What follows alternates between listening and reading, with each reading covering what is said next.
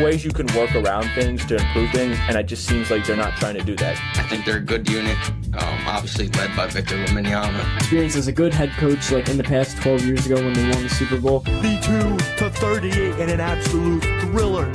Play after play. Touchdown after touchdown. My family was just in complete disappointment. Wanted to be a Philly, which is insane. We saw the big thing after we first drafted him was that three-point shot. Obviously, he's drained that down, so we can't even really complain. My team, so it's been really cool. I'm definitely not a special guest. I'm a guest on a special podcast. That's what it is.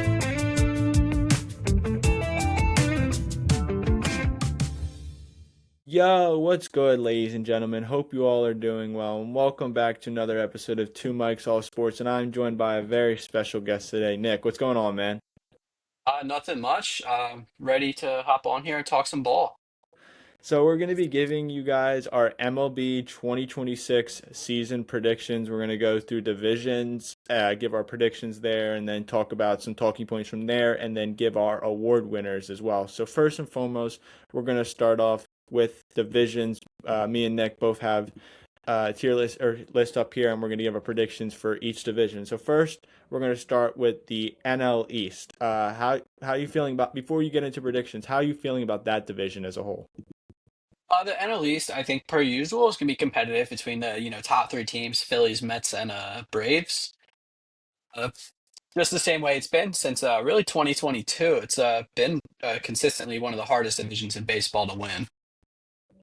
Yeah, no, I think because you have, I think it's the three teams at the top. Obviously, you have the Mets, the Phillies, and the Braves, and then you have like the Marlins and Nationals. You kind of know they're not going to, I think, cause any threat to the division, but I think it's very much a toss-up because between the Braves, the Mets, and the Phillies, because they all have strengths, but they also have weaknesses that could exponentially bring them down as a team. So I think that's where it's going to be fascinating. But first, who do you have finishing fifth?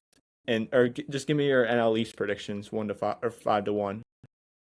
Fifth, I'm gonna have to go with the Nationals. I don't think you can really, mess up a rebuild as bad as the Nationals did. They traded away Mackenzie Gore, who was probably their ace this offseason. Still a really young lineup. They still have CJ Abrams, who probably could be dealt at the deadline. We'll just have to wait and see. But they still have, James Wood, Dylan Cruz. They have Robert Hassel. It's a young team, and really, I don't think they can get any worse than what they're probably going to do this year. I think after this year, it's only up, but for this year, they're going to be last in the NL East for me. Okay.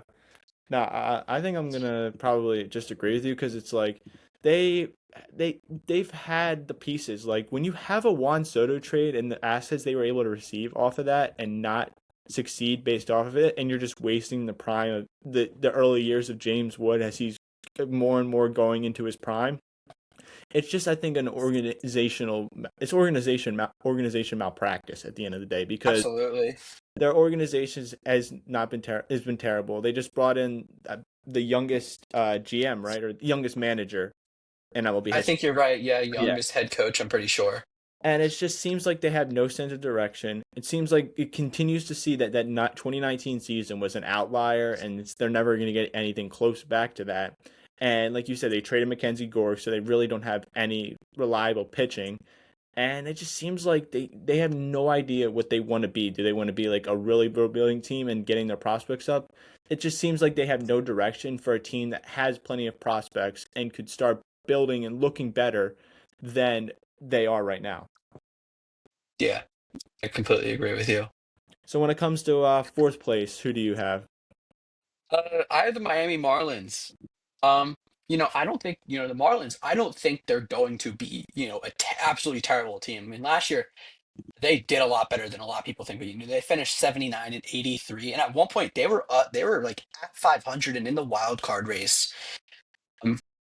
Their new GM Peter Bendix has done a great job, rebuilding. Like they have a really young, good team, led by Kyle Stowers, who, if he was fully healthy, would have been MVP candidate.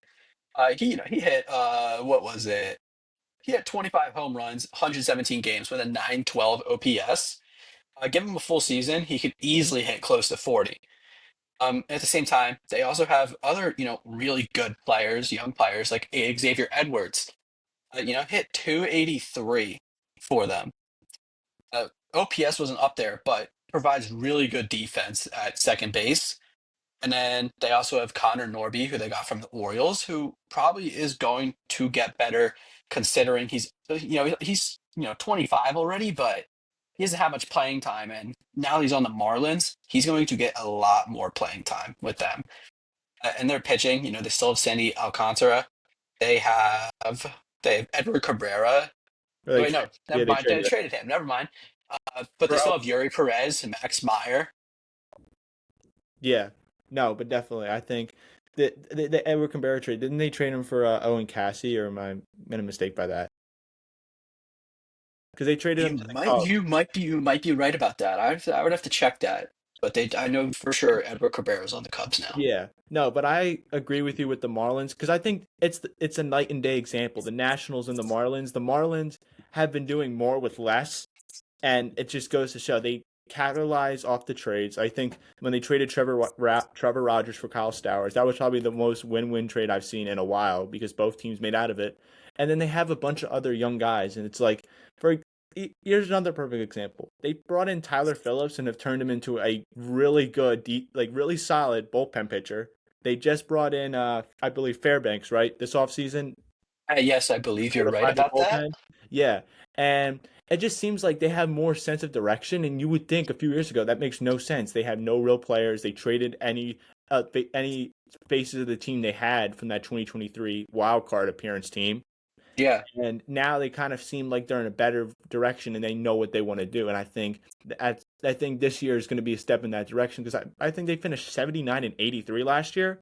Yes, you're correct. If they can be that, I don't think they might not get as many wins, but they might look like a more balanced baseball team and know what they want to do going into this offseason. Because I think last season was a step in the right direction. This, I think, season is going to be able to show them what direction they are going in as a team. So absolutely. But now we get into the real discussion. Who do you have finishing third in the NL East? Oh, third. I think I'm have to give it. I think I give third to the Braves. As usual, they still have a really good lineup and really good pitching, but it's going to be the same conversation it's been the last 2 years. Can they stay healthy? Because they've had a lot of injuries. Spencer Strider's coming back. His fastball velo has been only like 94 in spring training. So can he get back to that 97, 98, 99 he was throwing? And I believe they're one of their top prospects. Yeah, Spencer Schwellenbach. He's starting the year on the 60-day IL, which is a huge blow to their rotation. He's a great young pitcher. And then the lineup, we're gonna get another full season of a healthy Acuna. And you know what happened last time he was fully healthy? He won the MVP. So Acuna is definitely be really good, assuming he can stay healthy. Ozzy, I know, has had some injury problems. Can he stay healthy? Sean Murphy's had injury problems. Even though Drake Baldwin's their number one, Chris Sale still in the rotation, won the Cy Young, going on 2 seasons ago now. But he's 37. Can he stay healthy? But yeah, with the Braves, it's really just, can they stay healthy? Because that's just been a huge problem for them the last 2 seasons. Yeah. No, I totally agree. I think the Braves, they've had the roster the past couple of years, but last year I think was the I guess the cookie, or I guess the thing that broke the camel's back, because they had little injuries here and there, but then last season everything imploded. They had so many injuries, and you basically didn't know half the players by the time the season was over. Mm-hmm. When it comes to third place for me, I don't know if this is necessarily a bold prediction, but I don't have the Braves. I unfortunately have the Phillies. I really don't like the direction they took this offseason, and I think pitching can only take you so far, and this offense just doesn't impress me in any way whatsoever. And I'm very high on the Braves this year. I don't know if I have them winning the division. I think it's going to be a toss-up between them and the Mets. But I think if they stay healthy, they're going to be much improved. Austin Riley's good. You have Acuna and stuff like that. And when it compares to the Phillies, they're running it back. But this style of team has not worked. And I think this is the season that it's going to start to trickle into the regular season, where these guys are struggling. And it might translate. They might be able to sneak into the postseason. But I just like what I see out of the Braves and the Mets more. And I just think the Phillies, another underwhelming offseason is going to be the result of a disappointing season and a step back from the years past. So that's what I think, at least. Okay. So when it comes to second in the NL, at least for you, who do you have? I have the Mets. It's for me, maybe it's a little bit biased because, I'm a Phillies fan, but the Mets, I won't lie. Their offense is terrifying. It's easily a lot better than the Phillies. You know, uh, they got Luis Robert, they got Bo Bichette. Um, they still have Lindor, still, top two shortstop in the game. They acquired Semien, who can still be a really solid bat. They got rid of Jeff McNeil, who was honestly kind of holding the offense back. Um, but the only reason I haven't finished seeing second is I feel like that pitching is kind of a question mark. I'd say really the only two established starters they have are Freddie Peralta and Clay Holmes. Clay Holmes had a pretty solid season starting last year, and Freddie Peralta has been pretty damn good for the last few years. But when it comes to Nolan McLean, can he continue, what he did in that 8-game stretch last year? Because, teams are going to have the film on him this year. And you just saw his World Baseball Classic start, but also take that with a grain of salt. It's the World Baseball Classic. Anything can happen. Um, but you also got to talk about, like their bullpen. They lost probably a top 3 closer in the whole league in Edwin Diaz, which honestly kind of shocked me. I thought he was going to end up staying. They brought in Devin Williams, but he's coming off a pretty rough year with the Yankees. And it's really just, they also brought in Luke Weaver coming off a rough year. So it's really just, can the offense carry this Mets team? Because their pitching has a lot of question marks that have to be solved, specifically in the bullpen. Yeah, no, I totally agree. And that's why I think I also had them in second place. I think the offensive improvements that they made this offseason are great and all, but it doesn't matter if you don't have great pitching. And Freddie Peralta, just making the acquisition for him is not justifiable. You got Devin Williams and Luke Weaver after disappointing seasons with the Yankees, and your offense can only save you so much. And if we learned anything from last year, their offense can underperform a lot. The Mets like to Met, and they like to do it on the offensive side of the ball. And then you translate that with not good pitching and not a certified closer like you used to have in Edwin Diaz, I think is a recipe for disaster in that sense. But I still think they'll finish second place just because they'll be able to win enough games to stay in the hunt for the division. I just think at the end, the Mets will Met. So then, obviously, you have the Phillies winning the NL. First place, yes. I know this offseason's been really controversial with, not a lot of offensive movements, at least. But, despite that, the Phillies are still going to be a really good team. People are really overblowing, like, what this issue is, like, with our offseason. Yes, it was a terrible offseason, but it's still a really good team who I still think can win, 92 to 94 games. Their offense, you bring back Kyle Schwarber, who was your biggest contributor last year. You have Trey Turner coming off a batting title. You still have some question marks, Brandon Marsh, he can be here every day. Is Alec Boehm really going to, have his true breakout year in his contract year? Can Stott keep up the production that he's had in spring training? Is Justin Crawford going to be your guy? And is Adolis Garcia going to take this 1-year prove-it deal seriously and give you a really good season? And then, you've been seeing all the stuff about Bryce Harper this offseason, not elite anymore. It's no lie. He's not the player he was back in 2021, but Bryce Harper's still a really good player. Like, I think he can still put up like an 880 to like 900 OPS. He's not going to be the 950, 1000 OPS guy he once was, but I still think he can be a really good guy, really good bat with pretty good defense over at first base. And when it comes to pitching, the pitching's easily going to be the strongest strength of this team. You got your rotation, Jesus Luzardo, who you just locked up for another 5 years. You got Chris Sanchez coming off a Cy Young runner-up, I'm pretty sure.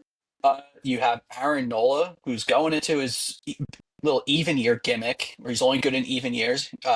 He just dominated in the World Baseball Classic yesterday.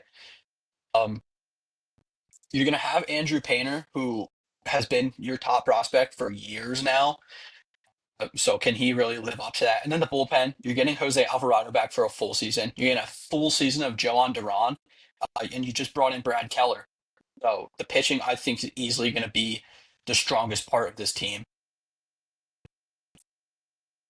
Yeah, no, definitely. I think with the Phillies, although I don't have them winning division or in second place, I still think the strong suit of this team is their pitching, and I think their offense will have spurts at a time. I just think it won't be enough for them to win the division or even finish second place. But I'm gonna go with the Atlanta Braves to win the division.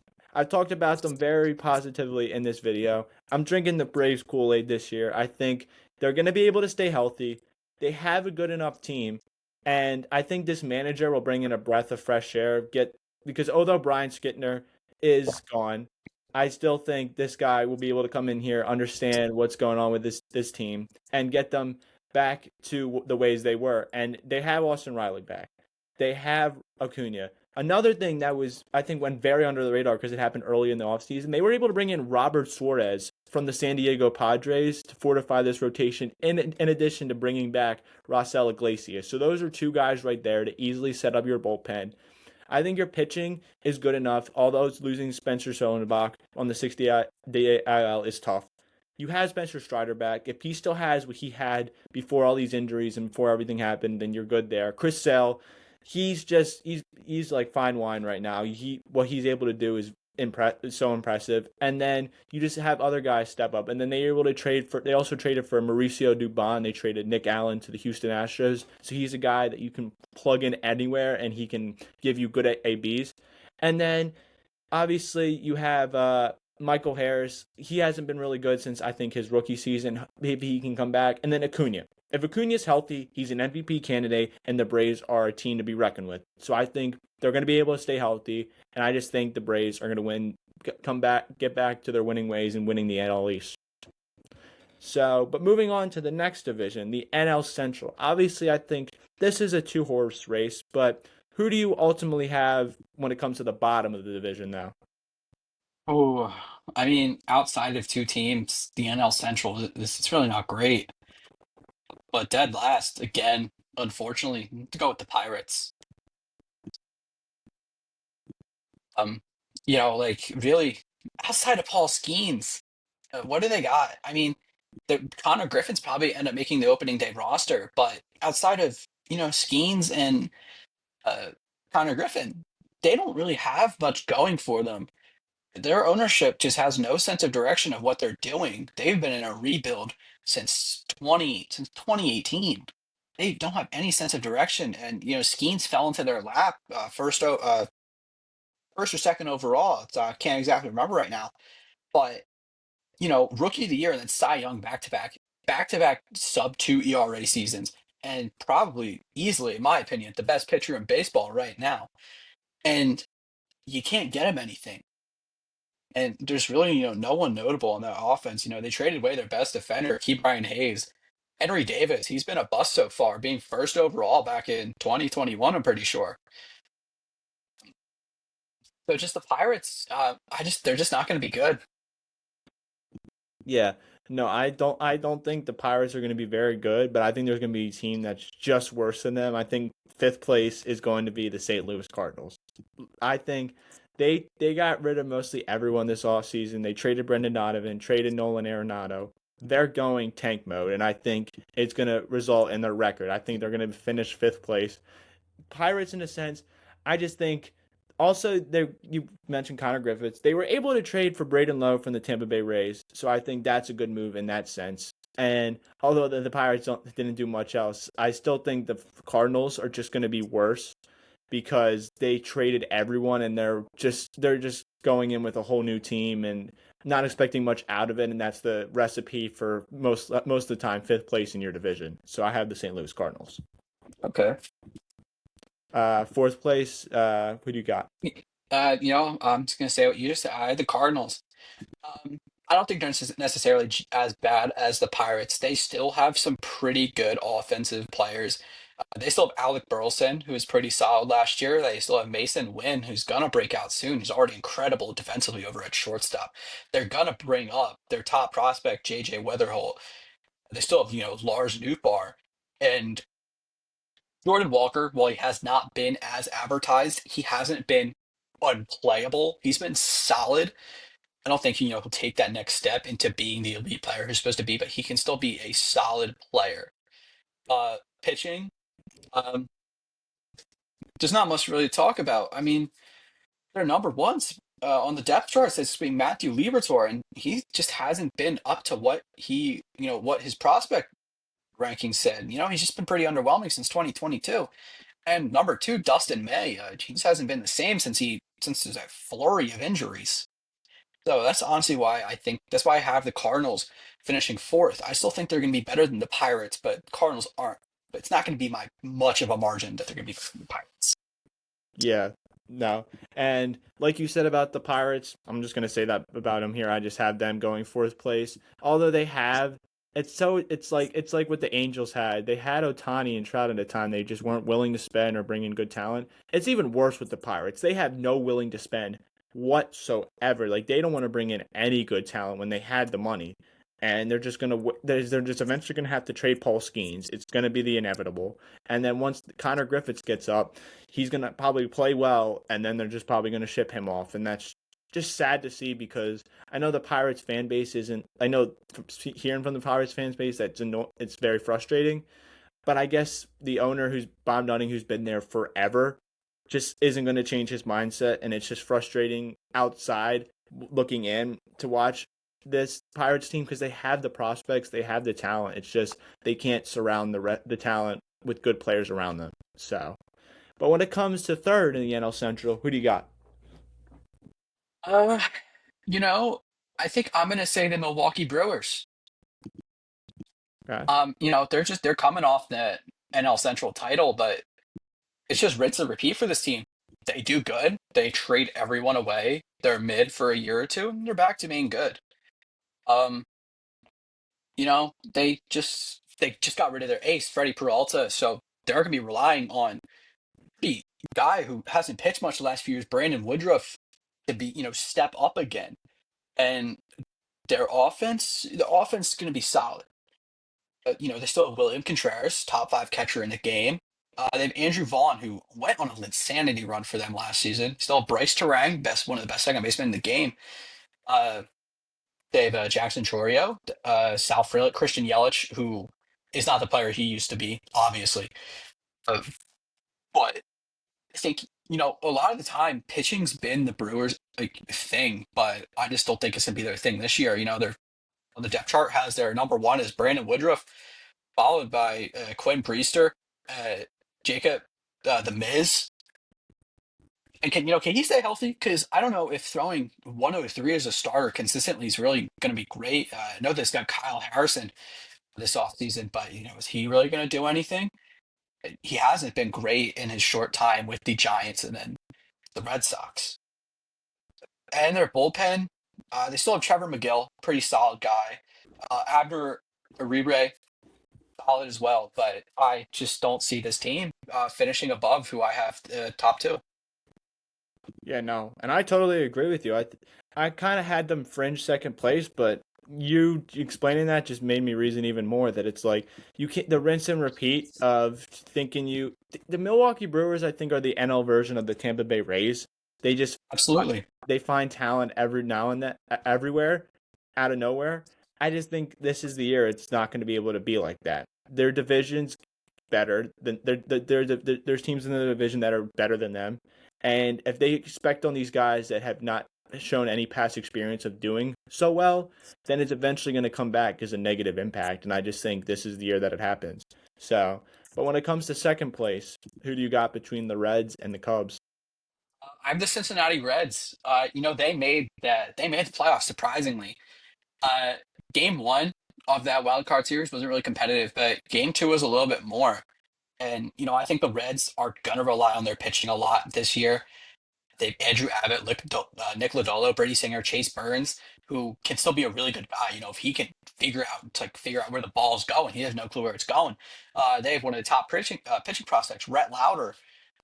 Hunter Green starting the year on the IL with, I'm pretty sure what it was, something like bone spurs. But if once he's ready, he was really good last year, and I expect him to continue to be really good. But obviously, Hunter Green's thing is, can he stay healthy? He's been pretty injured throughout his young MLB career. But even without Hunter Green, this is still a really strong staff. In the bullpen, they have Graham Ashcraft, who's coming off a pretty solid season, just put up an ERA just under 4. At closer, they have Emilio Pagan, who put up a 2.88, 32 saves for them. One of the more underrated closers last year. They also got Pierce Johnson, who's coming off a solid year. But moving on to the offense, they got what they needed. They got a power bat. They got Eugenio Suarez, reuniting with him, and he's coming off a year where he hit nearly 50 home runs.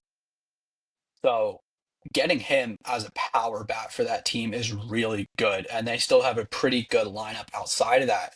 It's definitely better than what it was last year. They still have Tyler Stevenson, who is pretty underrated in my opinion. Offensively, I think he's on the better side of catchers. He put up 740 last year, which for catchers pretty damn good. Yeah, no. And then at first, they got Sal Stewart, who in a short sample size put up a really good year. Hit 255 with an 840 OPS in only 18 games. Yeah. And then second base, they got Matt McClain, and can he recapture that run that he had back in 23 in those 90 games, where he put up a 3.7 WAR in 90 games, hit 290, 16 home runs, 864 OPS. But can he recapture that? Because he wasn't very good last year. But if he recaptures that, he's gonna be a pretty dangerous lineup. And they're always gonna have Ellie De La Cruz. I think this year is going to be the year that he really takes that step forward, because he's been good, but he has not been elite. But I think this is the year that he really takes that step forward. And then at third, they have one of, probably in my opinion, the best defensive third baseman in the league, Ke'Bryan Hayes. Not great offensively, but his glove alone is what keeps him in the lineup. And so I think the Reds are going to finish second place in the National League Central. No, I totally agree, and I just like you.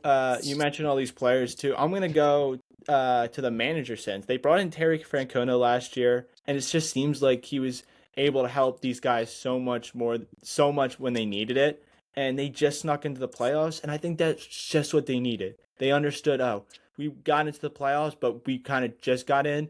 Let's try to improve this team. And Eugenio Suarez is back, but he's back as a different player. He's a power hitter. He was a power hitter last year who hit a bunch of bombs, and it's going to give a jolt of life to this offense.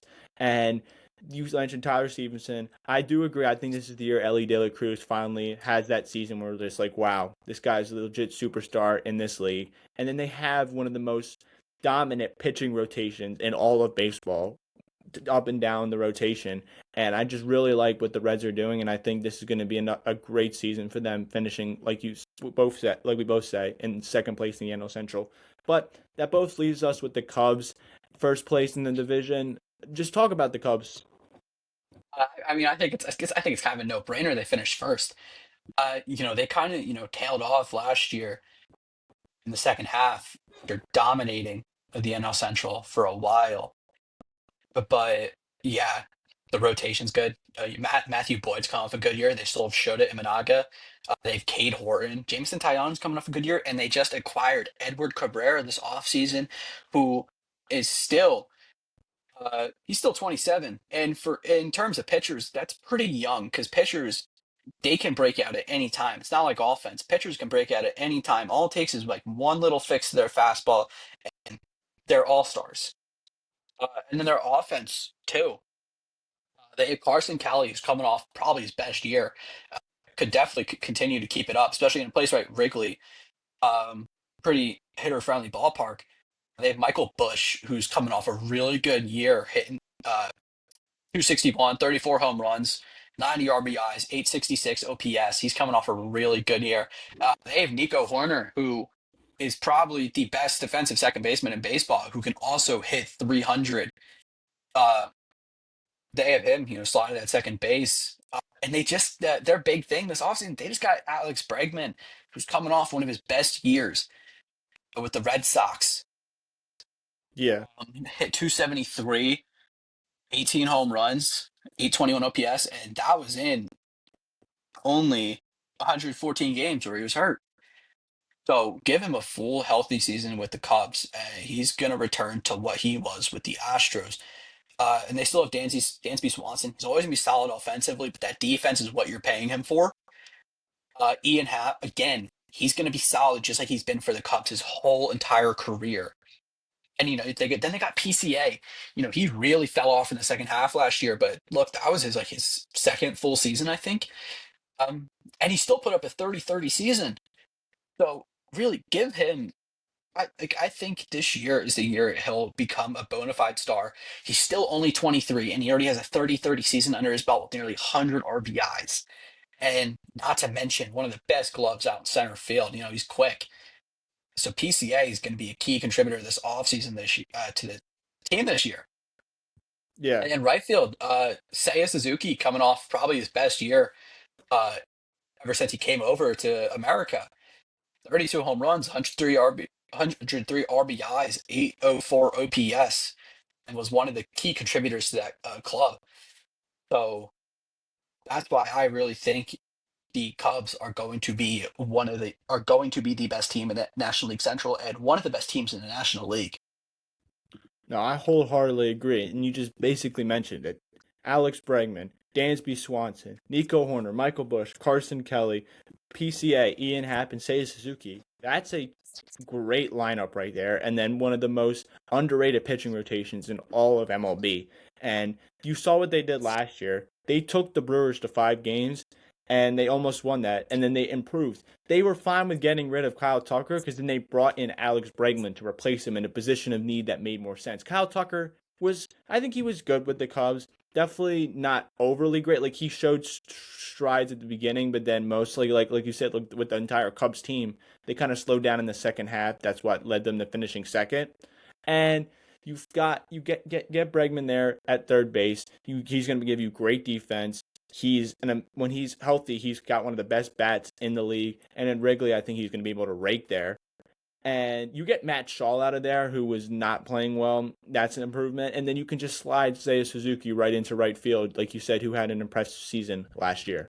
So, but moving on to the NL West, how are you feeling about that division? Zach, is that even a question on who's going to finish last? I mean, come on. It's going to be the Rockies again. I don't really know what to say. I don't like you some Michael Tovar or. I mean, the lineup has potential, but it's going to be their pitching that holds them back per usual. And to address their pitching issues this offseason, I don't think they did a good job. They brought in Lorenzen, who's coming off an okay year, but now he's playing in Coors. And they brought in Tomoyuki Sagano. He led the entire league in home runs allowed. How old is he? As a 35-year-old. He's 36 this year. And he led the league in home runs pitching at Camden Yards. And getting him with his slow fastball and putting him in Coors, that's just a recipe for disaster. And then, they do have, a good young guy. They have Chase Dollander, who has potential, but at the same time, Coors. It's really going to be the pitching in Coors is really, I think, what holds this team back from being great. The lineup has some good pieces. They have Hunter Goodman, who's coming off a really good year. They have Ezekiel Tovar, who is one of the most underrated players in the league. He's great offensively, great defensively. And they also have Jordan Beck, who in a pretty decent sample size had a pretty solid year. A 258, 16 home runs, 732 OPS. He was solid. Give him more playing time at Coors, I think he'd be even better. Back in college when he was at Tennessee, power hitter. And so I think it's going to turn into, especially at Coors. And then they have Brent Doyle, one of the best defensive center fielders in the league. and solid offensively. Not this last season, but historically, he's been solid offensively. 2024, he put up a 764 OPS, 23 home runs. Last year was obviously a step back, but he can definitely still be that same player. And then at DH, they have Phillies legend Mickey Moniak, who's coming off pretty good year offensively, 270, 24 home runs, 824 OPS. So this lineup, the lineup I don't think is going to be terrible.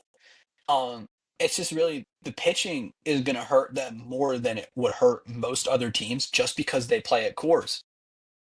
Yeah. No, I think you said it perfectly. It's pitching and Coors Field.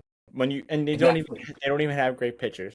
Honestly, I like their lineup and stuff like that, but to be honest, probably they're going to be most notable for their sideline reporter, not what they're actually doing on the field. So that's why I also have them in last place. I think that's a no-brainer at this point, and it's going to be a no-brainer for a while now. When it comes to fourth place, though, I don't know. You could maybe call this a toss-up, but who do you have in fourth place in the NL West?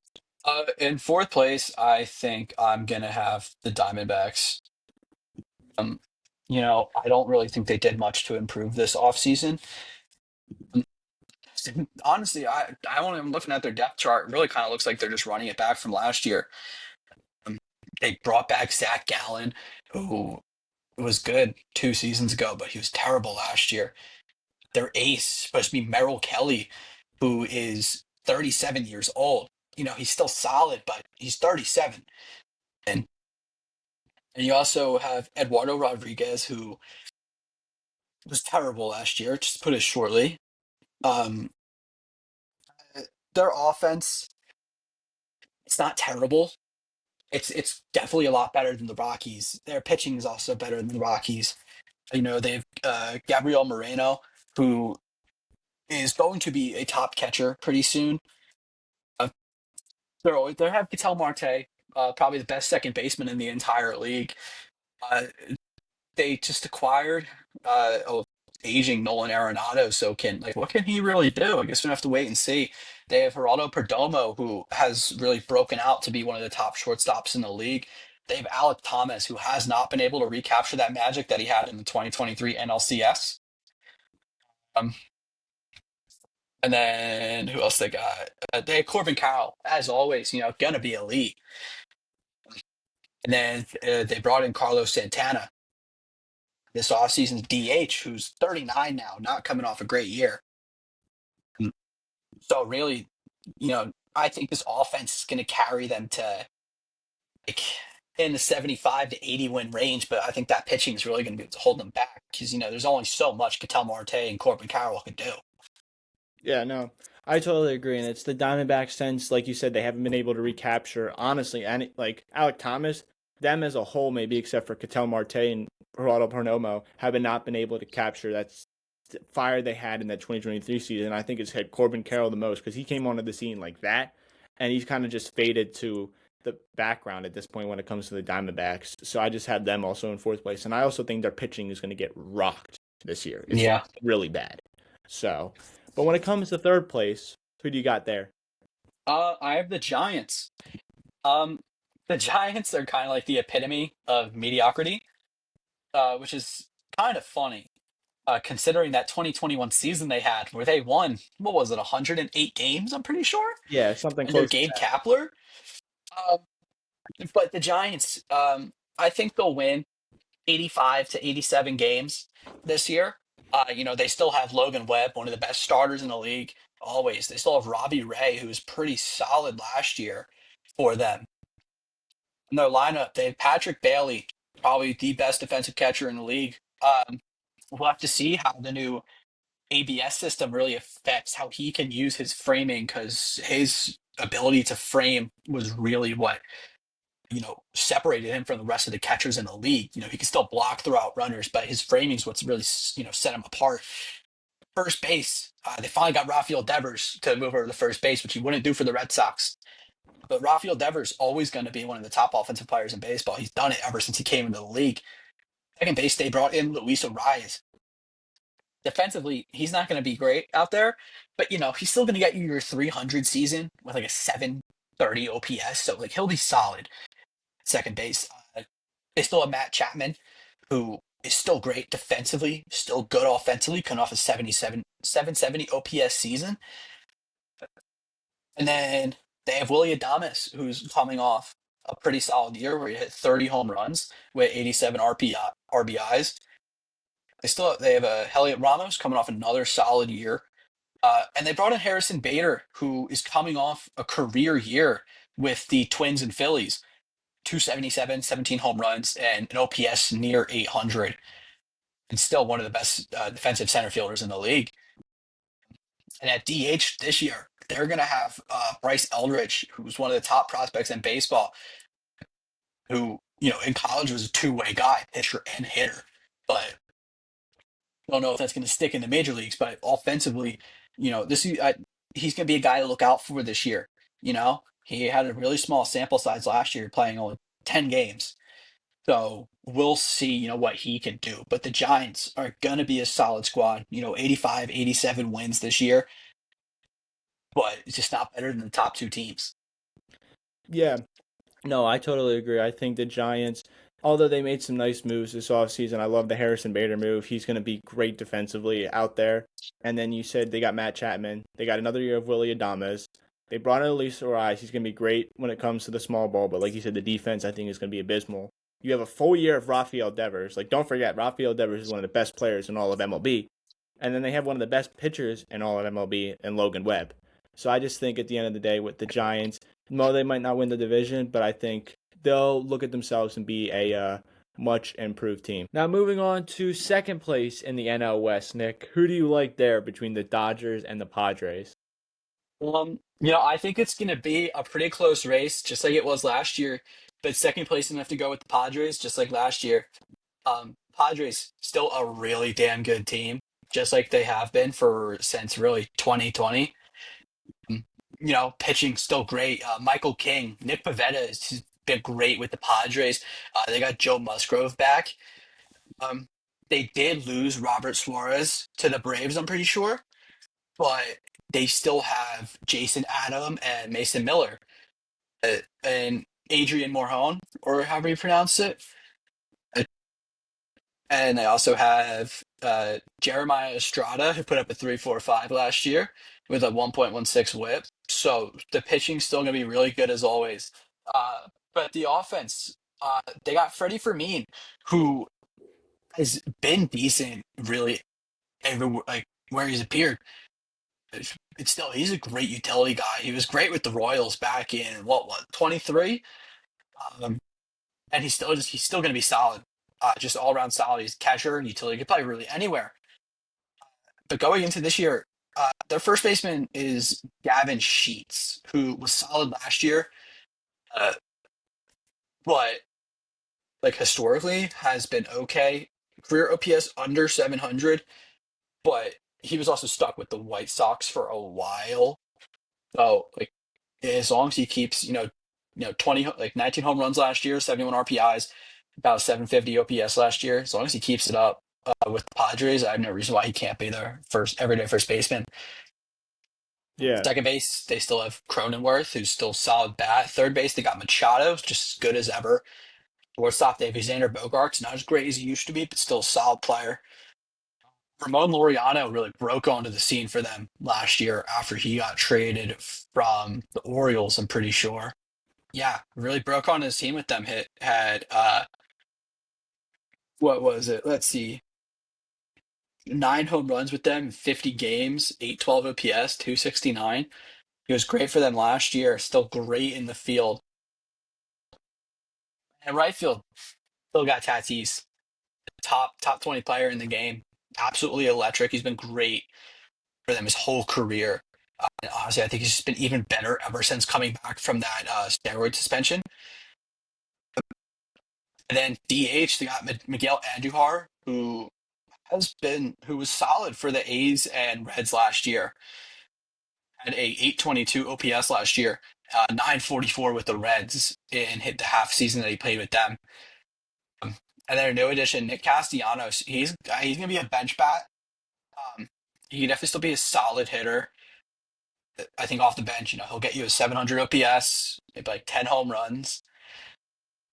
But I think it's just the same case he was with the Phillies. They'll play discipline, but he'll still get you, your 700 OPS. He'll show up in big moments when you need him. But Padres still 93, 94 wins, second place in the NL West. Yeah. No, I agree with you wholeheartedly. I think the Padres, they're just going to be second place, but it's not like second place is that bad in this division, especially who usually is first place. And this Mhm. Padres team is very solid. I really love Jackson Merrill. I really like him. He's great in center field and then has a very good bat. Tatis, I like the point you bring up that he's been better after his suspension because I think now he's become more of a balanced player. Before that, I think he was very reliant on the power angle of his game, and now he's become more of a balanced player, just all over the and all like the meters and stuff like that. And Manny Machado, Xander Bogaerts. I think although he's not justifying his contract, I think he's kind of in the same situation of like Trey Turner, where he's playing well enough, just not for his contract. Mhm. And obviously, I love Jake Cronenworth. I think he's one of the most underrated players in all of baseball. And then you bring up Ramon Laureano, having him is huge. But they also lost Ryan O'Hearn, who was very big for them in that trade as well. But then they have Mason Miller in the bullpen. They have one of the best bullpens, like you said, in the league. And their rotation is still very well after losing Dylan Cease in free agency. So I really like the Padres. I just don't think their team is good enough to. We both have first place in the NL West. You just want to talk about the Dodgers or what? Because the Dodgers are the I mean, Dodgers. Point. yeah, I mean, look, I hate the Dodgers. They're going to be the reason we're going into a lockout next season. But you can't deny how good they are. Pitching Blake Snell, Yoshinobu Yamamoto, Otani, full season of Otani on the mound, Tyler Glass now, and the bullpen, Tanner Scott, who's probably gonna bounce back from a rough last season, Alex Vesia, Blake Trinan, who is an ageless wonder, he's still pitching great, and they picked up Edwin Diaz as a closer, which is insane, and then you know Roki Sasaki's probably going to start in AAA just because he hasn't been great at spring training. He's having trouble with velocity control, but it's the Dodgers pitching lab. They'll have him back to what he was in the playoffs last year. So, and then the lineup, not much you can say. It's best in baseball. Will Smith, Freddie Freeman, Tommy Edman, Max Muncy, Mookie Betts, Teoscar Hernandez. They picked up Kyle Tucker for a lot of money, more than I think Kyle Tucker's worth, but Kyle Tucker's still a really damn good player. And you're gonna have Otani at DH. You just look at Andy Pajes out in center, who had a breakout year last year. There's not really much you can say about the Dodgers. They'll be really damn good again. Yeah. At the end of the day, the Dodgers are the Dodgers. And what was their needs going into the offseason? A closer and a right fielder that had a good bat. They filled that with probably the best possible players they could have possibly filled them with in the free agency pool. And you bring up the possibility of them possibly leading to the strike next year. I think it's very possible, especially if they go for the 3-peat. And it's very reasonable that they could, because who can you see them stopping?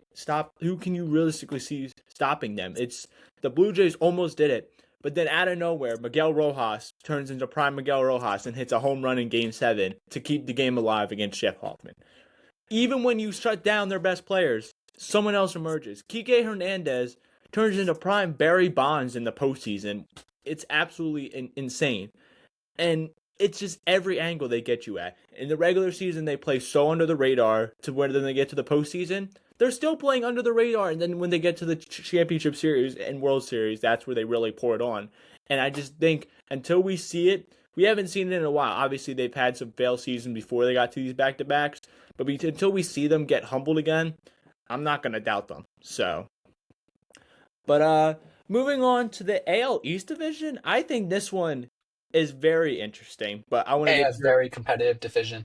But let me ask you this: who's going to be fifth place? Because I think fifth place is pretty easy, I guess. But after I think fifth place is pretty easy. It's going to be the Rays. It's like you said earlier, like the Brewers are their National League counterpart. They have great years, they got great players, they sell them off because ownership's cheap. But it's solid. It's like on paper it's solid, but can they really get it done compared to what the other guys in the AL East have? Like the Rays will probably win 75 games, but the other guys are going to win 80 plus. Like, they're getting Shane McClanahan back, who, when healthy, is one of the best pitchers in the American League. Um, they're going to have a full year of Griffin Jacks, probably a bounce back year, and still Garrett Cleavinger. Um, the offense isn't much to write home about outside of, Junior Caminero and Yandy Diaz and Jonathan Aranda. They're running Gavin Lux at second base. They're running Taylor Walls at shortstop. They're running Cedric Mullins. And they have Chandler Simpson in left, but he's kind of like a one-tool player, really just his speed. So can he really develop into like a 2 or 3 tool player, get contact in there? Like he had contact in there, but most of that was from beating out balls. Like can he turn into a solid hitter and a solid fielder? Because he was pretty horrendous in the field, but he's great at stealing bases. That's really all I have to say about the Rays. They're going to be last in that division. Yeah, no, I agree with them being last place in the division, but I love me some Junior Caminero. I think he's one of the another one of those guys that's very underrated, and I'm so excited to what he's going to do this season. But other than that, there's not much else that excites me about the team. And once their very deep pitching rotation has become very, very gutted, just because injuries or getting rid of guys, and you look back a few years ago, they had Glass now, they had Blake Snell, like they were loaded, and now they're only left with Shane McClanahan, who hasn't shown a lot, hasn't shown what he used to show in a while. So, but now I think this is where the real question begins: who's fourth place in this loaded division? Man, that's like tough. It's a really tough question. I think third and fourth are going to be a toss up between the Orioles and the Red Sox. I think both are going to win 83 or more games. But think I think I'm gonna have to go with the Red Sox for fourth. Like I like the Red Sox, but they had an uninspiring offseason, and I know they brought in Ranger Suarez, but they didn't do anything to replace Alex Bregman. And they traded Rafael Devers so they could give Bregman everyday playing time. But the pretty uninspiring offseason. I know they traded for Caleb Durbin, but it's just like they're still a good team, just not as good as everyone else in the division. They got Sonny Gray, Ranger Suarez this offseason, still have Brian Bello, of course Garrett Crochet, and they sold Aroldis Chapman, who's coming off a career year at like age 37, 38. They picked up Wilson Contreras, Agent Wilson Contreras, still a solid hitter. They got Isaiah Kiner Falefa, great utility guy. But guys, I'm gonna look out for Roman Anthony. He's gonna be outstanding. He's a future MVP. Can Marcelo Meyer like turn into like what his top prospect name says? And same goes for Christian Campbell. Can he turn into that top prospect that supposed to pan out? Because he had a rough going last year. Um, Trevor Story. He's never going to return to what he was in Colorado, but he can still be a pretty solid player. That's really what I have to say about the Red Sox. They're gonna be a good team, just not as good as everyone else in that division. Yeah, no. There's so much of me right now that want to put the New York Yankees at fourth place because they're also with the Phillies running it back. But I like the point you bring up about not replacing Alex Bregman and that's why I'm going to put the Red Sox also in fourth because Bregman, although like you said, he didn't play all the games, he still was an influential part, and you take him out of that lineup, you're putting expectations on a lot of different players that I don't think necessarily might not be ready, just aren't going to step up to the occasion as much as you need them to. And that's where I think the issue lies. Their pitching is going to be great. Garrett Crochet and Ranger Suarez back-to-back days, that could win you so many series. But it's like the same common denominator with the Phillies. Phillies have great pitching, but their offense can be very lackluster. Boston might have that same issue this year, and they were coming off a season last year where they impressed a lot of people and were able to sneak into the playoffs, and were just a game away from beating the Yankees to move on to the division series. And I really liked them in the postseason last year. I really like them this season, but now replacing Alex Bregman with at least a notable player after trading Rafael Devers, it's going to show up exponentially, and that's why it's going to be in fourth place. Now moving on to third place, between the Orioles, Yankees, and Blue Jays, who do you have falling third? All three teams, I think, are around the same level. The Orioles had a really good offseason, but I think just because all the new players that they have, I'm to put the Orioles at third, but I still think they're going to win like 87 to 90 games. Their pitching is going to be good. Trevor Rogers coming off a career year, best since his rookie year. Going to have a full season. Kyle Bradish, hopefully. They picked up a veteran in Chris Bassett. They picked up Shane Baz, who I think still has a bunch of untapped potential, despite being like, oh, okay, is this guy going to break out this year? Talks for like the last 3 years. And they still have another solid number 5, Zach Eflin, who's been pretty good the last few years. And then the bullpen, they picked up Ryan Helsley, and they're going to have Felix Bautista back this year. And they still have Yenier Cano, Keegan Aiken.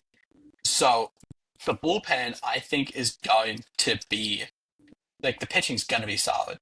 And so, like, I have no doubt about the pitching. But the offense, is Adley going to be the player that he was, or is Samuel Basallo going to take his spot, like, no matter what? First base, they picked up Pete Alonso. I like that for the Orioles. They moved the fence in from left field, so I think Alonso is going to rake for the Orioles. Second base, is Jackson Holiday going to break out, be that top prospect guy? Same way, Jordan Westberg, he had a great year a year or two ago. Can he keep it up? Gunnar Henderson, no doubt. He's already a top 5 shortstop, so I have no doubt Gunnar is going to keep it up. They picked up Taylor Ward, which I really like for them. Honestly, I really wanted the Phillies to get them, but I really like the pickup of Taylor Ward. Colton Cowser, still a solid center fielder who's going to be great. Who's going to be good for them. And I still have Tyler O'Neill, who was hurt last year, but if they can get a good, healthy season out of Tyler O'Neill, this would be a pretty good ball club. But the really only thing is, it's just a lot of question marks. A bunch of what ifs. Is Jackson Holiday going to be the guy he's supposed to be? Is Adley Rutschman going to return to form? So, like, the Orioles seem to be a good team, but I just have a bunch of questions about that offense. Yeah, no, I agree with the sense that there's the new thing could cause some issues. I just don't think it's going to cause enough issues to finish third place. I'm gonna, just like I did with the Phillies, I'm gonna do the same with the Yankees. Running it back isn't always the best strategy if you're failing. And I just think the Yankees are going to finish third place because obviously they have Aaron Judge. They brought back Cody Bellinger for a contract that I think definitely is interesting, to say the least. And then you got Jazz Chisholm, who's I really like. And then you brought in Ryan McMahon, so he's still there. You got Ben Rice at first base. That's just this Yankees team doesn't interest me, and their pitching leaves me with so many questions. Garrett Cole coming off an injury season, Rodon's already injured, and you really didn't do much to replace the pieces you lost in the bullpen. And you got David Bednar and you got Camilo Duval, but at the same time, I haven't seen really good out of them for a while. And I just don't like this Yankees team. I really don't, and I think it's going to translate in a disappointing season where they miss the playoffs, and that's why I have them finishing third place. But I'm just going to talk about the Orioles real quick since I have them in second place, and I'll get to you who you have in second. I just love the Orioles. I think they were a surprising team a few years ago, having a 100-win season, then I think like a 90-win season. And now last year was a disappointing season. They let go of Corbin Burns for some reason, but I think this was the perfect reset they needed. Getting Pete Alonso into that lineup, getting Taylor Ward into that lineup, having the players you already have there, and the pitching is, I think, better. It's better improved now, and getting, like you said, Felix Bautista back is going to be exponential to them. And I just love them in second place as a team that disappointed last year, getting their pieces back, and I think Jackson Holiday will do well this season. I think he's gonna.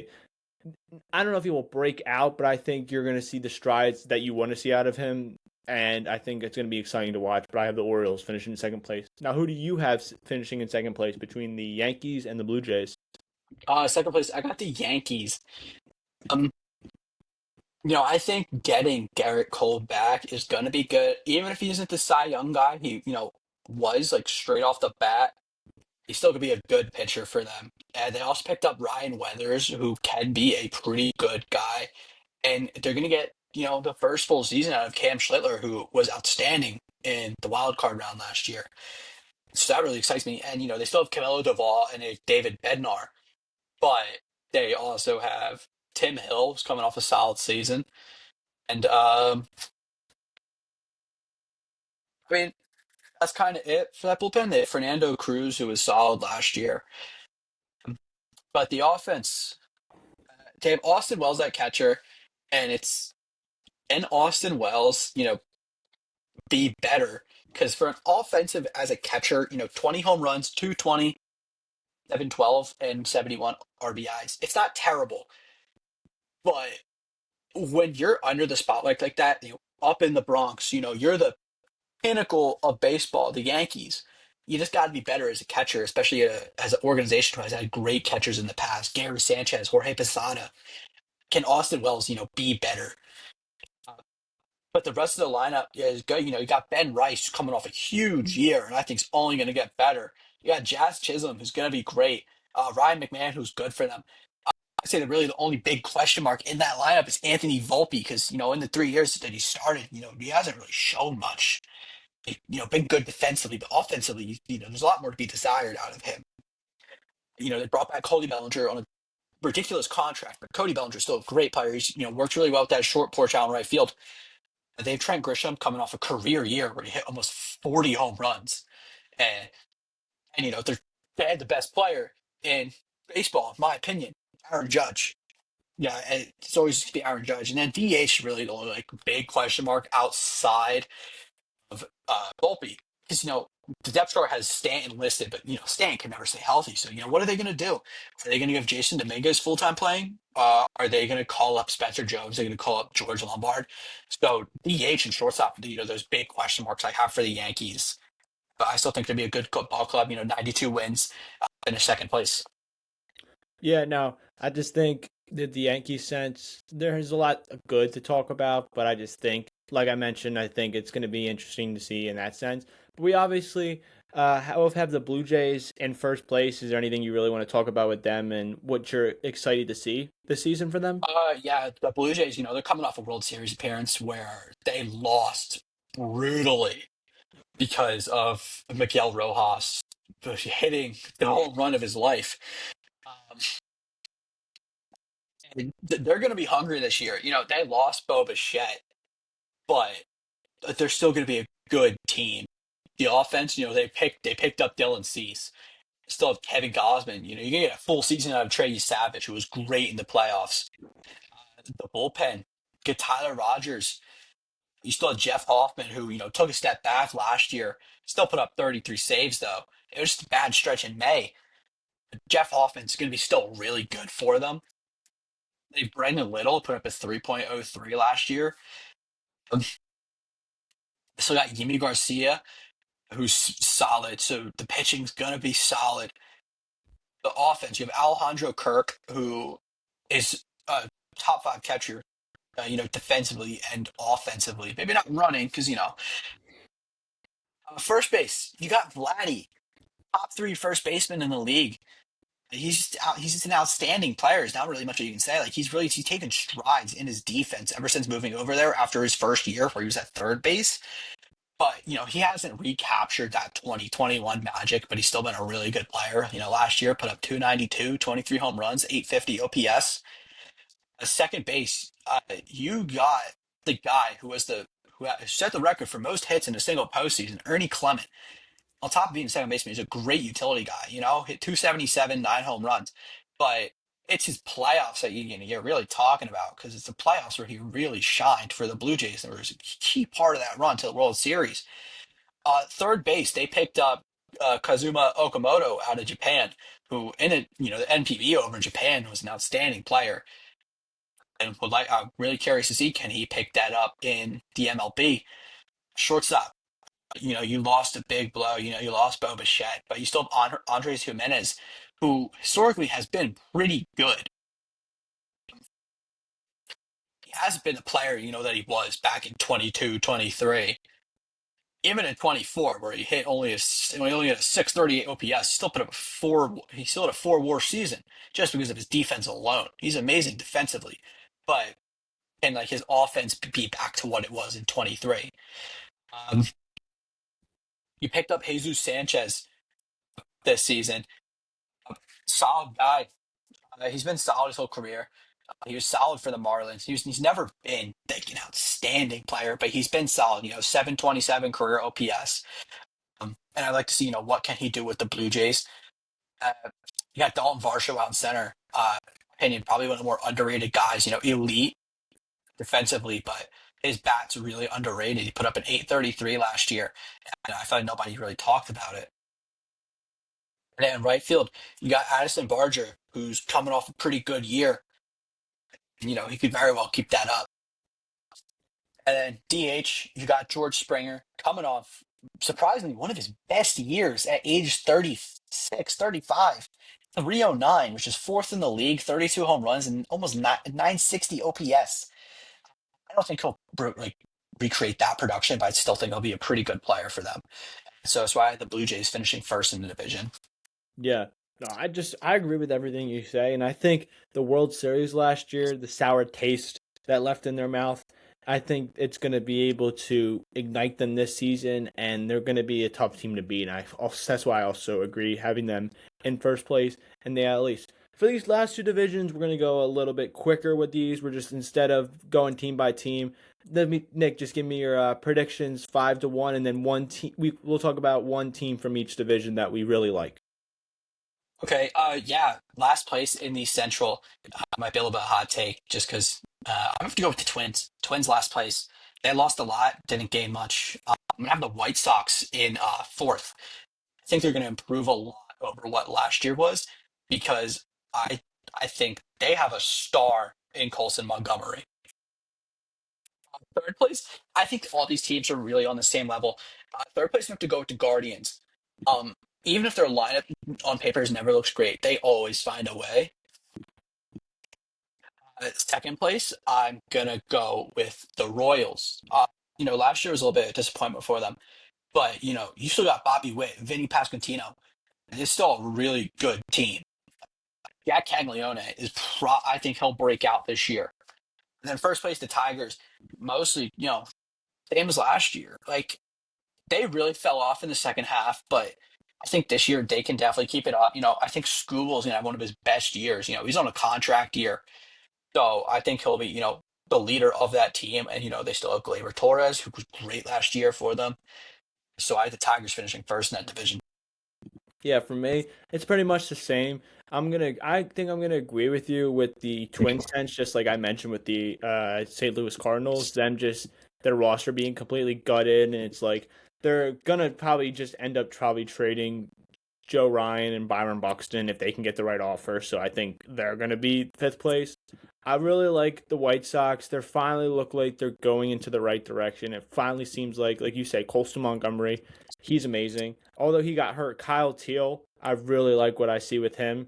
And I think they actually have more direction now more than anything. They're actually bringing in players. So I think this year is going to be a step in the right direction for them. And then I'm also going to just go with the Guardians at third place too. I agree with you in that sense. It's like they're another one of these teams that just runs it back with the same roster. Jose Ramirez at this point, you got to feel bad for the guy. He doesn't get any support except for maybe Steven Kwan. They try to bring in players, they have short success, and then they're out of here. And it just seems like it's not going to be success. You don't know what the heck is going on with Emmanuel Clase. I think he might be done. He's never playing a game again. Yeah, and that's your closer right there. So, and I think Cleveland's just going to be stuck in that point. Kansas City, I think they're going to be much improved this year. Jack Caglione is going off in the WBC. Bobby Witt, easily one of the best shortstops in all of baseball. And you just have guys all over there. And Vinny Pasquantino, who had 3 home runs last night for Team Italy. Although I know WBC you shouldn't look at those stats too much. But it's good to see players stepping up, especially when they're young like that. And hopefully you can have it translate to the regular season. But the Tigers are the number one team in the division. It's rotation with Tarek Skubal and Framber Valdez. Sign me up. And you brought to bring back Justin Verlander, put him at the end of the rotation. You brought back Kyle Finnegan. And this offense was one of the better ones in the league last year. And they, if I'm not mistaken, they lost in Game 5 against the Seattle Mariners. Like, they took the Mariners to the limit.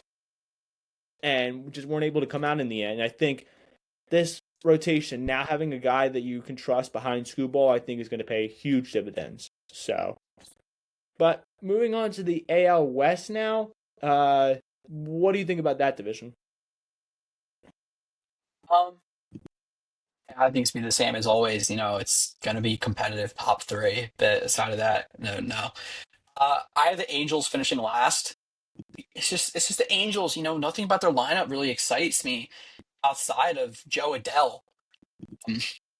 And Mike Trout stay healthy? Probably not. Yoel Moncada, that's your starting third baseman. I mean, he hasn't really been good since 21. Christian Moore at second base, I think will be good eventually. I don't know about this year. Um, Nolan Shanuel, he's going to be a good first baseman for them. But what really I think holds them back is their pitching. Like your closer is a 40-year-old Kirby Yates. Yusei Kikuchi is supposed to be your ace. You have Grayson Rodriguez, who hasn't really broken out after being a top prospect. Your number 5 is Alek Manoah. So the Angels don't really impress me. Fourth place, I'm going to go with the Rangers. I think same as last year. Pitching is going to be great. They just picked up Mackenzie Gore. Offense doesn't excite me. I don't think Corey Seager is going to stay healthy. Josh Young hasn't impressed me. Evan Carter hasn't impressed me. They picked up Brandon Nemo. I don't think he's going to be great. Jock Peterson, he'll be a solid DH. Wyatt Langford's, I think, is going to be great, but the Rangers, I still think, have it. Third place, I think, is a little bit of a hot take. I'm going to have the Astros in third place.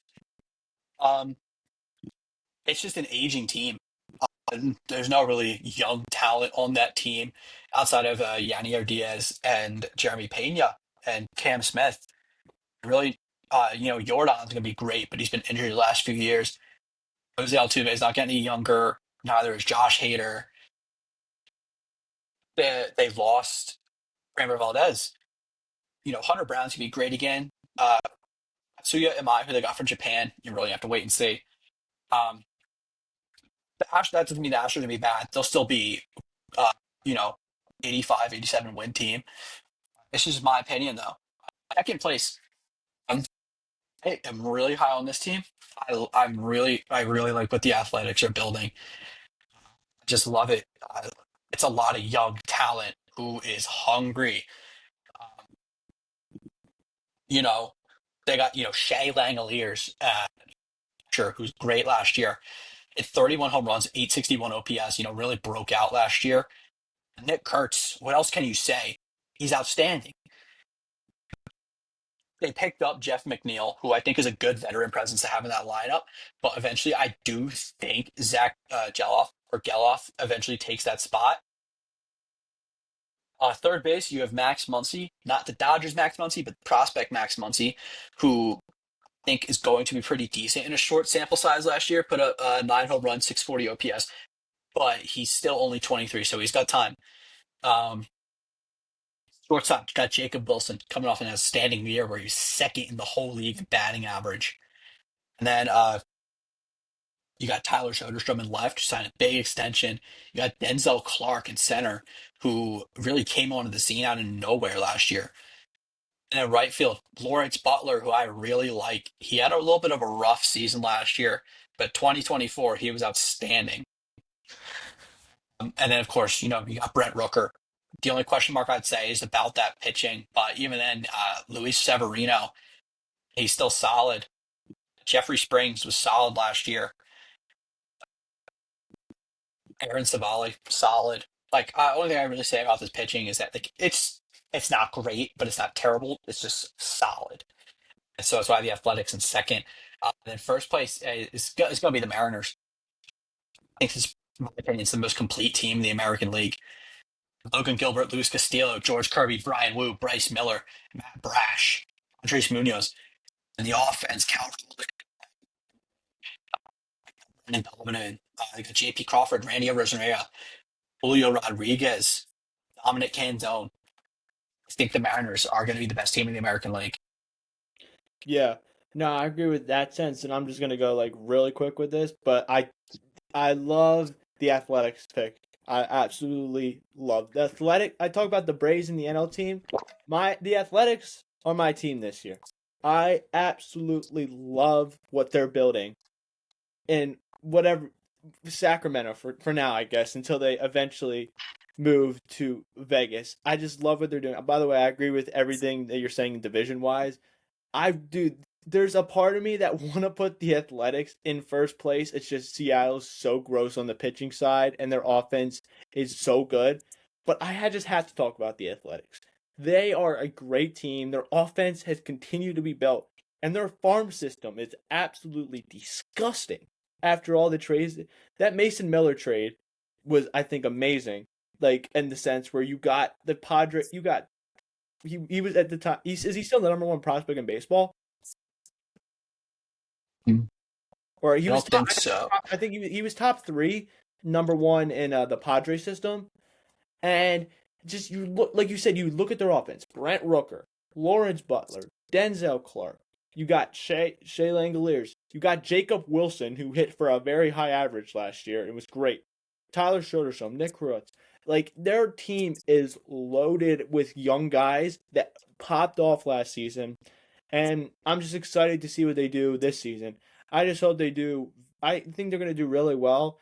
The only thing I don't like about their team is their announcers. That's the only thing I really don't like about this team. So, but for now, these are our predictions when it comes to the standings. So now we're going to get into some award winners. We're just going to do the Rookie of the Year, Coach of the Year, stuff like that. So we'll start off with the Rookies of the Year. Who do you have winning those, Nick? Out of the NL, I'm gonna go with Nolan McLean. I really, it hates me to say it as a Phillies fan, but I'm pretty high on Nolan McLean. He had a great 8 games last year. He throws blitz balls out there, dude. His stuff's disgusting. And out of the American League, I think Trey Savage continues what he did in the postseason last year. For me, which I like those picks. For me, with the NL, if he gets called up, I think it's going to be Connor Griffiths. Although the Pirates might stink, I think he's going to be the one. Like, he's going to be like the Paul Skeens, the one shining moment out of that whole thing.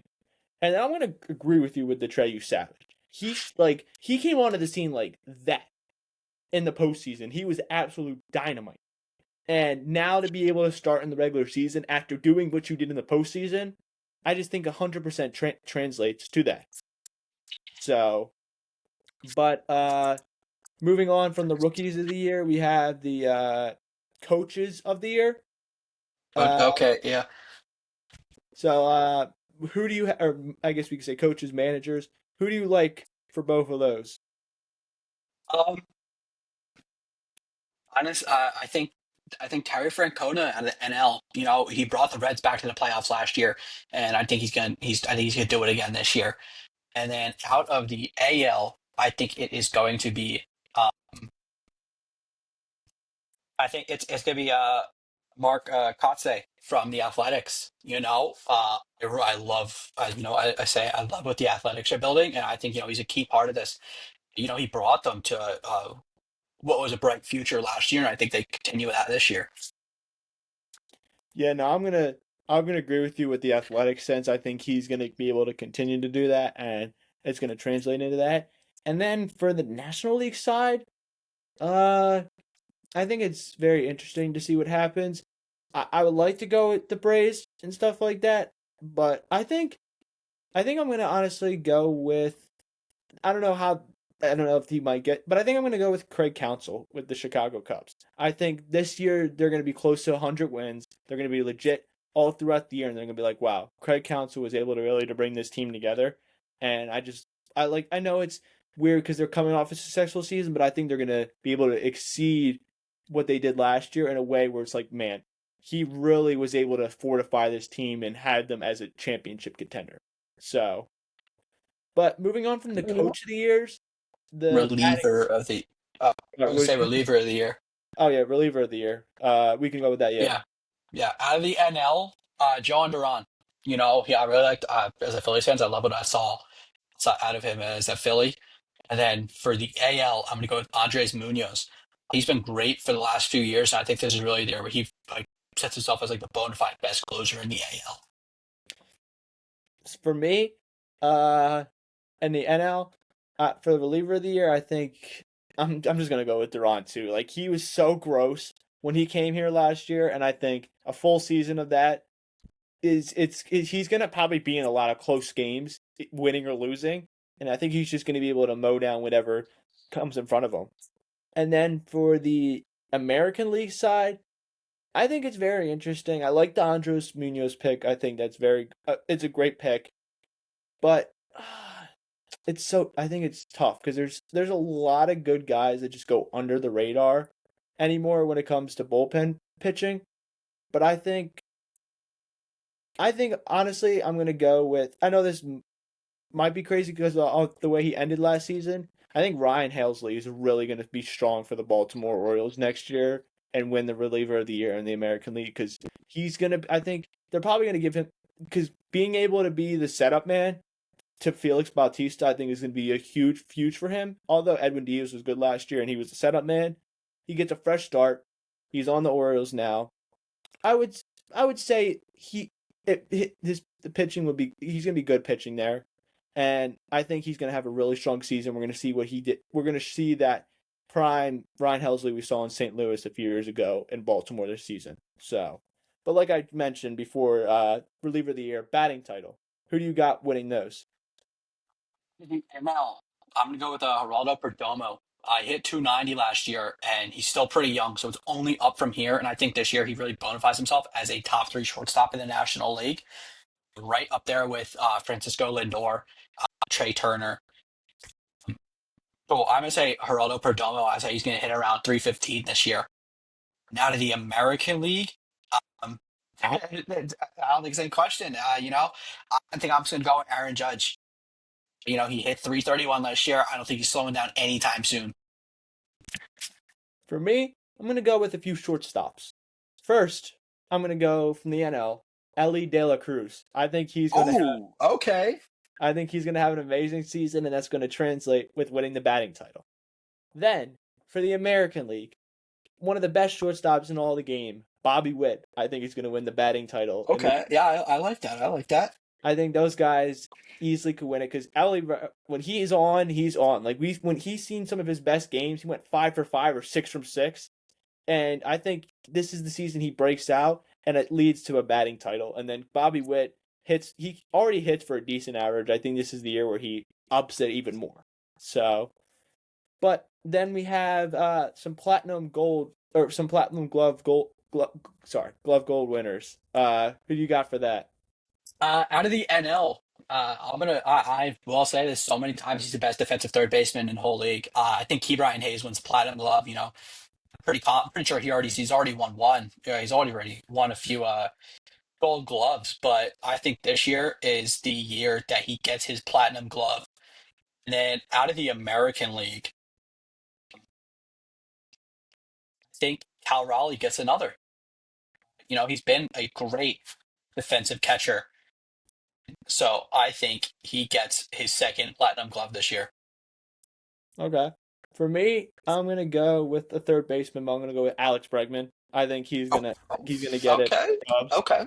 I think they're gonna see the difference because Matt Shaw was not that good at third base, and they're gonna see the difference he makes. Because I picked Craig Counsell, I'm gonna pick Alex Bregman because he's gonna be the reason why the Cubs win more games because of his defensive ability. And then for the American League, I think it's very interesting, but I think I'm going to go to the American League East, and I'm going to give it to Gunnar Henderson. I think Gunnar Henderson is going to have a really good season defensively. He's going to have a bounce back season, and he's going to get that with a platinum gold glove. Now, to the awards everyone wants to look at. The Cy Young. We'll start off with the Cy Young and then go to the MVP. Who do you like this year for NL Cy Young and AL Cy Young? NL Cy Young. You know what? I think it's going to be Christopher Sanchez. He was outstanding last year, and had it not been for Paul Skeens, he probably would have won. Paul Skeens can be very good again, but I really think this is the year Christopher Sanchez gets it done. American Cy Young, AL Cy Young. Um, I don't think it's gonna be Skubal. Skubal's still an amazing pitcher, but my pick is Brian Wu of the Seattle Mariners. I've been high on him. I think he has one of the best fastballs in the league. He's in the 100th percentile for fastball run value. Just the arm slot it comes out of, it's like hard. It's hard for batters to pick up. He doesn't walk guys. He strikes out guys. He misses barrels. And on top of that, he throws 96. So I think Brian Wu is gonna be the American League Cy Young. No, I think that's Brian Woo's a great pick, but I'm agreeing with you with the Christopher Sanchez. He was amazing last year, and it's like when Wheeler went down, he's like, "Yeah, I got the pitching one. Good job. I can do that like it's nothing." And the way he's improved, he's a slim guy, but he can throw gas. Like he can. I think he threw a pitch against the Mets last year for like 103, right? If I'm not mistaken, 103, 104, somewhere around that. He reached Maybe like 100. Yeah, he reached the 100s one time last year, but just to throw gas, and he's got some of the best. He's got one of the best pitch arsenals in all of MLB. So I think I got Christopher Sanchez in the NL, and then in the American League, I'm gonna go with the guy that actually won it in the NL. I think this guy aged like fine wine last year, and he's gonna do it into an even elite more level this year. I'm gonna go with Jacob deGrom. I think. Oh, okay. I like that. I like that. I think deGrom's going to be able to turn back the clock even more. And although Texas might not be that good, the rotation of him and Mackenzie Gore is going to be one of the best in baseball. So Okay. I like the that. award mostly everyone's probably been waiting for watching this video so far. The MVPs. Who do you got winning those in both conferences? Okay, NL MVP. I think it's close. Um, you know, I love Otani. Even though he's a Dodger, I love Otani. He's one of my favorite players. Um, but being that the fact that he's won an MVP the last 3 years, I think voters are gonna get tired of him because I think voter fatigue's a real thing. And so I think the MVP is going to be Juan Soto. People like to say he had a bad season last year, but a 40-40 season, 960 OPS, 43 home runs. I think he wins the MVP this year. It's going to be close between him and Otani, but I think it goes to Soto. And then AL MVP, I think Bobby Witt gets it done this year. He's been nothing short of outstanding with the Royals. So I think Bobby Witt really gets it done this year. I think he's a five-tool player. He can run, he can field, he can hit for power, hit for average. He's clutch. I think Bobby Witt is going to win the American League MVP. All right. I like that Bobby Witt pick a lot. So for the NL, I've been considering this a lot. I think there's a multitude of options. I like Ellie De La Cruz, but I already picked him for the batting title. I think he's going to have an amazing season, win the batting title, but be in consideration. I think he might be top 5 for MVP. But when it comes to the ultimate MVP, I think it's going to come from the San Diego Padres with Fernando Tatis Jr. I think he's starting to build himself back up. He's been a 5-tool player. This is the season where he puts it all together and has that MVP season. The American League, like I said, I love the Bobby Witt pick, but Mariners, I'm going with Julio Rodriguez to win the American League MVP. I love J-Rod, one of the best players in all of MLB. That lineup is loaded, and I think he's going to headline it with an MVP season. So, but we'll do 3 teams here. Or we'll do 2 teams for each of these questions here. Some dark horse award winners or players, excuse me. So okay, yeah. Dark horse award winner. I will say, don't be surprised if Jesus Luzardo finishes top 5 in Cy Young voting. He would have done it if it wasn't for those 2 outings where he allowed 20 runs in like 12 innings. But I think this year he puts it all together. I think he finishes top 5 in Cy Young voting. Might not get the Cy Young, but I think we'll finish top 5. And then out of the American League, I think Vladdy really gets back to his 2021 form, and I think he finishes as an MVP finalist. I think for me, I wouldn't be surprised. I wouldn't be surprised if Chase Burns finishes top 5 in Cy Young voting. I think he's gonna. I think he's gonna have an amazing season. Obviously, he came onto the scene last year. I think now having more experience, he's going to be able to even do more with it. So I think that.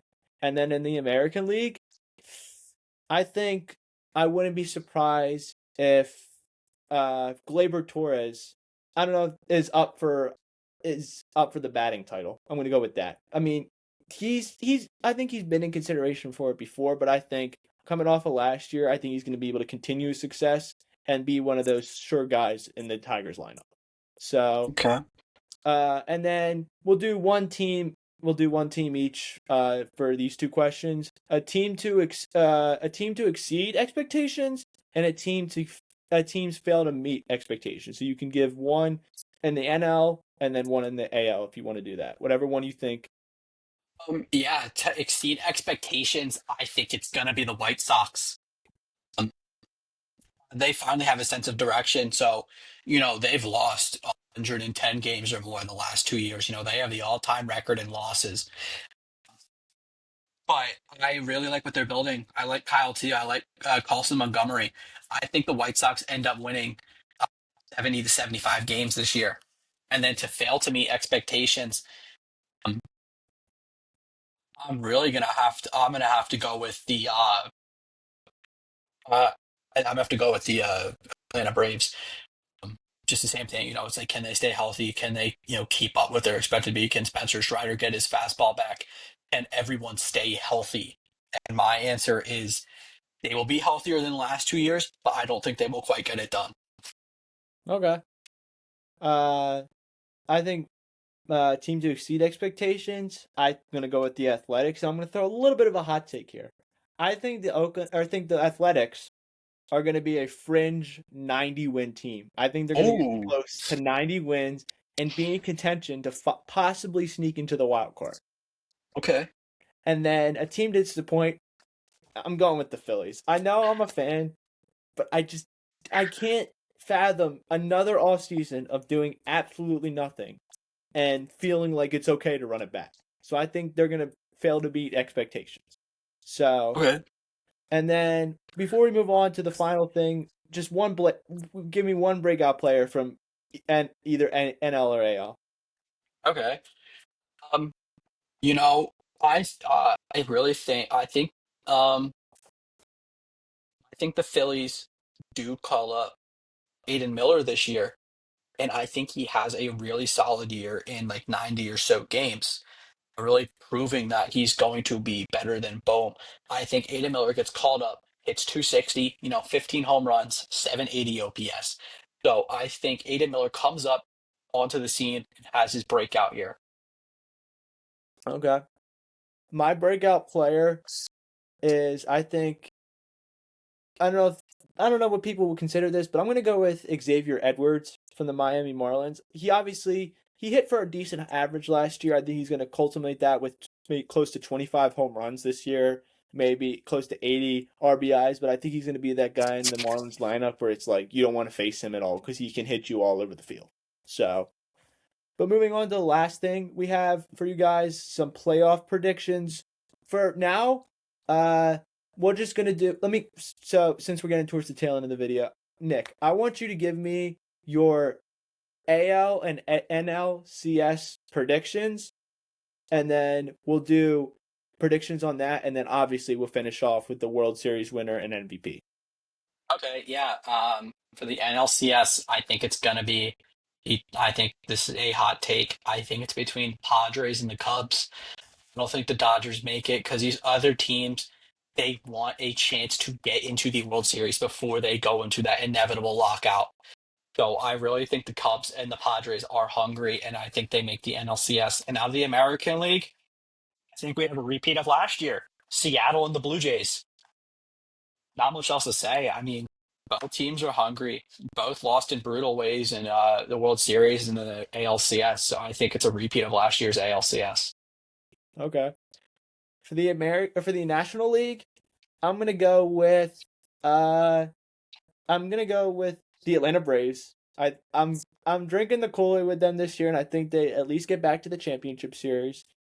And then to face them, I like the Cubs, but I'm gonna go with the San Diego Padres. I like the Padres last year. Obviously, they failed to disappoint me in the when I predicted them to win the World Series, but that's just besides the point. Yeah, I like the Padres and the Braves, and then in the American League, there's so much in me right now, but I'd be called a complete dumbass if I did this. There's so much in me right now that I want to put the Athletics in the ALCS, dude, because I know it's crazy, but I feel like that they're this team this year that just could be the team of destiny and make it way farther than they could. But I'm gonna hold back from my heart to my brain. I'm gonna go with the rematch of the Blue Jays and the Mariners. They didn't get any different. They're still elite teams, and they're going to be able to run it back, hopefully in another great series in the ALCS. But that brings us to the World Series matchup. Who do you have facing off in the 2026 World Series? My World Series matchup is the Chicago Cubs and the Seattle Mariners. Okay. For me, I have the Atlanta Braves and the Seattle Mariners too. I have the Mariners. I think they're a great team. The Blue Jays, I think we'll be able to get back, but I think that offense that they really need will fail up the show because Bo Bichette was amazing in the World Series, and I think losing that piece of him, I think is going to be huge. So, but to finish off the video, who do you have winning the World Series, and who is your World Series MVP? I have the Seattle Mariners winning the World Series, and my World Series MVP is, along with his AL Cy Young, Brian Wu. I think he starts 2 games in the World Series. I think the World Series goes to 7. I think Wu starts 2 games, and I think he's outstanding in both. Brian Wu is my World Series MVP, along with the Seattle Mariners being the World Series champion, bringing home that first title to Seattle, along with what the Seahawks just did. Okay. So I think for me, I think at the end of the day, between the Braves and the Mariners, I've kind of featured it all throughout this video. I love the Braves this year. I think they stay healthy. They win the World Series, and Austin Riley is your World Series MVP. The Braves. They're gonna do it this year. They did it when we least expected it in 2021, and they're gonna do it to us again in 2026. So, but before we wrap things up, is there anything else you got or? No, I think that's it. So, but this is our MLB predictions video. We gave you a lot, but we hope you guys enjoyed this video. And I will talk to you guys later when I see you. Appreciate Nick for coming on again and giving his thoughts about what's going to happen this year in MLB. And we'll talk to you guys later. Enjoy the rest of your night and peace.